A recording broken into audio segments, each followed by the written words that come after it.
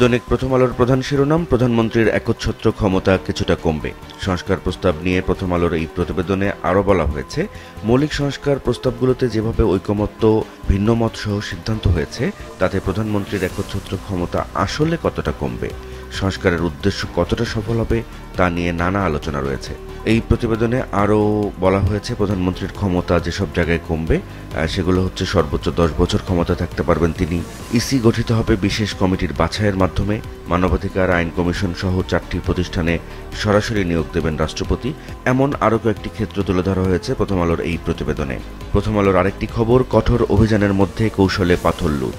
এটি সিলেটের লোভা নদীর একটি খবর। এতে বলা হচ্ছে, স্থানীয় বাসিন্দারা বলছেন যে ওই এলাকাটি দুর্গম হওয়ার কারণে প্রশাসনের লোকজন সেখানে যায় না এবং এই কারণে পাথর লুট করতে সেখানে কোনো বাধা নেই। এই সংক্রান্ত বড় একটি ছবিও ছাপিয়েছে প্রথম আলো, তার শিরোনাম পাথর লুট চলছেই। ছিনতাই মামলার 1108 আসামি জামিনে মুক্ত।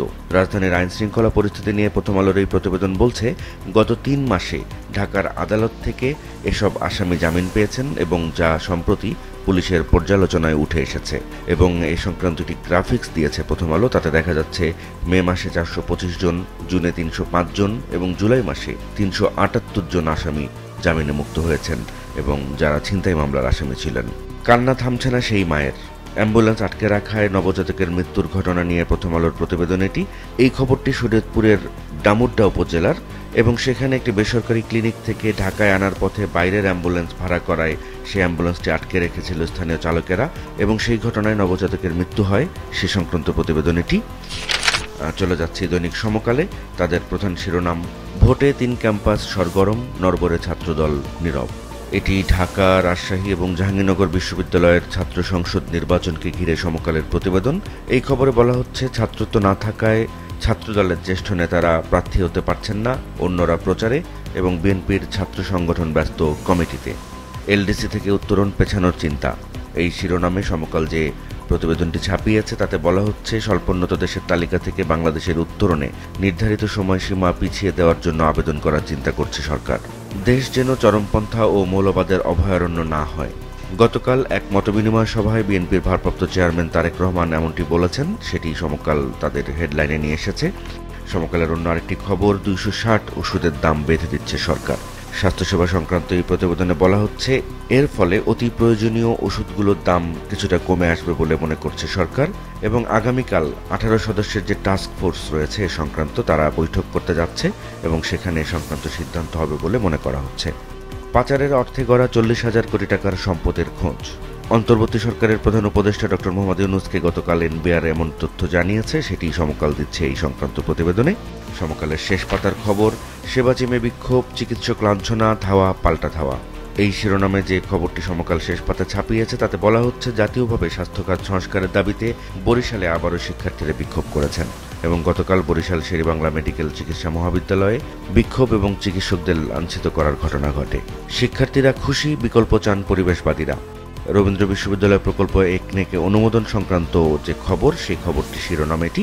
এই খবরে বলা হচ্ছে, রবীন্দ্র বিশ্ববিদ্যালয়ের স্থায়ী ক্যাম্পাস নির্মাণের জন্য প্রস্তাব গতকাল রোববার অর্থনৈতিক পরিষদের নির্বাহী কমিটির সভায় পাশ হয়েছে এবং এই সংক্রান্ত খবরের পক্ষে বিপক্ষে মানুষের নানা মত রয়েছে। চলনবিল রক্ষা আন্দোলন কর্মীরা বলছে, সেখানে বিশ্ববিদ্যালয় স্থাপিত হলে বড়াল নদের প্রবাহ বাধা পাবে। আবার উপাচার্য বলছেন যে প্রস্তাবিত জায়গাটি চলনবিল থেকে প্রায় 68 কিলোমিটার দূরে। এরকম পক্ষে বিপক্ষে নানা মত দিয়ে এই প্রতিবেদনটি সাজিয়েছে সমকাল। দৈনিক আজকের পত্রিকার প্রধান শিরোনাম, কিছুটা কমতে পারে প্রধানমন্ত্রীর ক্ষমতা। এটি জুলাই জাতীয় সনদ নিয়ে তাদের প্রতিবেদনের শিরোনাম। এছাড়া অন্য আরেকটি খবরে আজকের পত্রিকা বলছে, দেশ যেন মৌলবাদের অভয়ারণ্য না হয়। এটি গতকাল মতবিনিময় সভায় তারেক রহমান বলেছেন, সেটিকেই শিরোনাম করেছে আজকের পত্রিকা। তাদের আরেকটি খবর, সিলেটে পাথর লুটে জড়িত 2 দলের 35 নেতা। এই খবরটির প্রথম লাইন তারা শুরু করেছে, সিলেটে রাজনৈতিক সৌন্দর্য, প্রধান রাজনৈতিক দলগুলোর নেতাদের মধ্যে সৌহার্দ্য। চোরাচালান, বালু, পাথর লুটসহ নানা অপকর্মেও তাদের মিলমিশের বিষয়টি বেশ আলোচিত সমালোচিত। এই খবরের সাথে তারা একটি গ্রাফিক্স করেছে যেখানে বিএনপি এবং আওয়ামী লীগের পাথর লুটের সাথে জড়িত নেতাদের ছবি দেখানো হয়েছে। এর পাশাপাশি আরেকটি খবর রয়েছে, শিরোনাম, এবার রাংপানির পাথর লুট। এই খবরে বলা হচ্ছে, সাদা পাথর, জাফলং, বিছানাকান্ডির পর এবার লুটপাতে অস্তিত্ব হারানোর পথে সিলেটের জৈন্তাপুর উপজেলার রাংপানি। পুনঃতফসিলে 1250 আবেদন। খেলাপি ঋণ নিয়ে আজকের পত্রিকার এই প্রতিবেদনে বলা হচ্ছে, ঋণ পুনঃতফসিলের জন্য সরকারি ব্যাংকের দেওয়া বিশেষ সুযোগ নিতে 1253টি আবেদন জমা পড়েছে। রাষ্ট্রপতির ছবি নামানো হচ্ছে বিদেশ মিশনে। আজকের পত্রিকার প্রথম পাতার মাঝ বরাবর এক কলামের এই সংবাদে বলা হচ্ছে, বিদেশে বাংলাদেশের দূতাবাস ও মিশনগুলোতে রাষ্ট্রপতি মোহাম্মদ শাহাবুদ্দিনের ছবি নামিয়ে ফেলা হচ্ছে। 4টি দূতাবাসের রাষ্ট্রদূত এই বিষয়টি নিশ্চিত করেছেন বলেও বলছে আজকের পত্রিকা। আজকের পত্রিকার শেষ পাতার খবর, চাপে সচল 100 যন্ত্রপাতি। এই শিরোনামের খবরে আজকের পত্রিকা বলছে, স্বাস্থ্যখাত সংস্কারের দাবিতে শিক্ষার্থীদের আন্দোলনের মুখে বরিশাল শেরেবাংলা মেডিকেল কলেজ হাসপাতালের প্রায় 100 যন্ত্রপাতি সচল করা হয়েছে। দৈনিক বাংলাদেশ প্রতিদিনের প্রধান শিরোনাম, ধ্বংসের পথে 5 শতাধিক শিল্প কারখানা। এই খবরে বলা হচ্ছে, বাংলাদেশ ব্যাংকের সিদ্ধান্তহীনতা, ঋণ পুনঃতফসিলের ধীরগতি, এসব নানা কারণে এই সংকটে পড়েছে শিল্প কারখানাগুলো। জুলাই সনদ নিয়ে অসন্তোষ, হতাশা। এই প্রতিবেদনে বলা হচ্ছে, 8 অঙ্গীকারনামা আর 84 প্রস্তাব সহ অন্তর্বর্তী সরকারের পাঠানো জুলাই জাতীয় সনদ 2025-এর খসড়া নিয়ে রাজনৈতিক দলগুলোর মধ্যে অসন্তোষ এবং হতাশা দেখা দিয়েছে। গণতন্ত্র প্রতিষ্ঠায় সুষ্ঠু নির্বাচন দরকার, তারেক রহমান। বাংলাদেশ প্রতিদিনের এই প্রতিবেদনে বলা হচ্ছে, বিএনপির ভারপ্রাপ্ত চেয়ারম্যান বলেছেন, বিতাড়িত স্বৈরাচার প্রতিহত করার পাশাপাশি মৌলবাদী শক্তির উত্থান যাতে না ঘটতে পারে সেজন্য কবি সাহিত্যিকদের ঐক্যবদ্ধভাবে কাজ করতে হবে। দৈনিক কালবেলার প্রধান শিরোনাম, ঐকমত্যে পাথর লুটে প্রশাসন পাহারাদার। এই খবরে কালবেলা বলছে, লুট হয়েছে প্রায় 4 কোটি ঘনফুট পাথর, উদ্ধার হয়েছে মাত্র 4.5 লাখ ঘনফুট। এবং লুটপাটের পর জেলা প্রশাসন লোক দেখানো তৎপরতা শুরু করে। এছাড়া সাদা পাথরের 80% গায়েব হয়ে গিয়েছে, এমনটাও বলা হচ্ছে এই প্রতিবেদনে। কালবেলার শেষ পাতার খবর, ডাকসুতে হাড্ডাহাড্ডি লড়াইয়ের আভাস।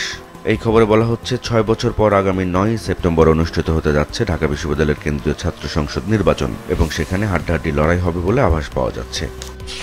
দৈনিক যুগান্তরের প্রধান শিরোনাম, ইসির সামনে যত চ্যালেঞ্জ। এটি গ্রহণযোগ্য নির্বাচন আয়োজনকে কেন্দ্র করে ইসিকে যতগুলো চ্যালেঞ্জ নিতে হবে সে সংক্রান্ত প্রতিবেদন। এই খবরে বলা হচ্ছে, আইন শৃঙ্খলা পরিস্থিতি নিয়ন্ত্রণে রাখা একটা বড় চ্যালেঞ্জ হয়ে যাবে। জুলাই সনদ সই না হলে নির্বাচন নিয়ে অনিশ্চয়তা তৈরি হবে। এছাড়া সম্ভাব্য চ্যালেঞ্জ নিয়ে ইসির কর্মকর্তারা বৈঠক করেছেন এবং রোডম্যাপে আইন শৃঙ্খলা এবং ব্যবস্থাপনা প্রাধান্য পাচ্ছে, এমনটাও বলা হচ্ছে যুগান্তরের এই প্রতিবেদনে। জুলাই সনদের খসড়া নিয়ে একটি প্রতিবেদন ছাপিয়েছে যুগান্তর, শিরোনাম, অসঙ্গতি দূর করার তাগিদ নেতাদের। এটি জুলাই সনদ নিয়ে বিভিন্ন রাজনৈতিক দলের নেতাদের অভিমত নিয়ে প্রতিবেদন। আর যুগান্তরের শেষ পাতার খবর, ফিটনেসবিহীন গাড়ি, অসুস্থ চালকে বাড়ছে দুর্ঘটনা। এই খবরে বলা হচ্ছে, 6 লাখের বেশি যানবাহনের হালনাগাদ সনদ নেই। এছাড়া 65% গাড়ি চালক স্বল্পদৃষ্টি, 55% গাড়ি চালক হাই ব্লাড সুগার, 35% প্রেশারের সমস্যায় ভুগছেন। দৈনিক কালের কণ্ঠের প্রধান প্রতিবেদন, রেলের 9000 কোটির প্রকল্পে পদে পদে অনিয়ম। এই খবরে বলা হচ্ছে, রেলের বিভিন্ন প্রকল্পে ব্যয় বাড়ানো হয়েছে, মেয়াদ বাড়ানো হয়েছে এবং এভাবেই গায়েব করা হয়েছে রাষ্ট্রের টাকা। এবং 5 বড় রেলওয়ে প্রকল্পের 43% টেন্ডার সময় মতো শেষ হয়নি, এমনটা অভিযোগ করা হয়েছে এই প্রতিবেদনে। জুলাই সনদ নিয়ে রাজনৈতিক দলগুলোর মিশ্র প্রতিক্রিয়া। এই খবরে বলা হচ্ছে, জুলাই সনদ নিয়ে বিএনপি, জামাত, সিপিবি, ইসলামী আন্দোলন, এনসিপি, গণ অধিকার পরিষদ ইত্যাদি বিভিন্ন দল নানান ধরনের মতামত দিচ্ছে। যেমন বিএনপি বলেছে যে খসড়ায় বেশ কিছু বিষয়ে অসামঞ্জস্য রয়েছে, জামাত বলছে যে বাস্তবায়ন প্রক্রিয়া ঠিক করতে হবে, সিপিবি জানিয়েছে যে এই সরকারকে দিয়ে সনদ বাস্তবায়ন গ্রহণযোগ্য হবে না। এরকম বিভিন্ন মতামত নিয়ে কালের কণ্ঠ এই প্রতিবেদনটি সাজিয়েছে। কালের কণ্ঠের প্রথম পাতার আরেকটি খবর, সরবরাহ বাড়লেও ইলিশ মধ্যবিত্তের নাগালের বাইরে। এই খবরে বলা হচ্ছে, ইলিশের ভরা মৌসুম, জেলেদের জালে রূপালী ইলিশের ঝলক দেখা গেলেও বাজারে মধ্যবিত্তের নাগালের বাইরেই রয়ে যাচ্ছে এই মাছটি।